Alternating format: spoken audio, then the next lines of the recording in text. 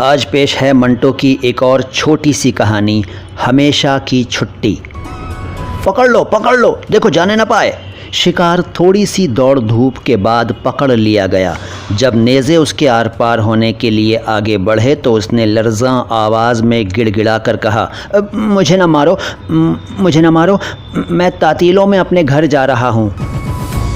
कहानी ख़त्म हो गई। दो शब्द हैं जिनका अर्थ आपको बताना चाहूँगा।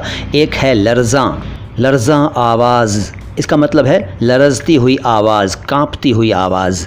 और दूसरा शब्द तातीलों या तातीलों का मतलब है छुट्टियों। यानी वो कह रहा था, मैं छुट्टियों में अपने घर जा रहा हूँ, मुझे न मारो। कहिए दोस्तों, कुछ सोचने पर मजबूर होते हैं ना हम, जब हम मंटो की कहानियाँ सुनते या पढ़ते हैं। बताइएगा ज़रूर कमेंट बॉक्स में। मैं मोइन शम्सी हूँ, चैनल है माई हिंदी माई उर्दू। सलाम हिंदुस्तान।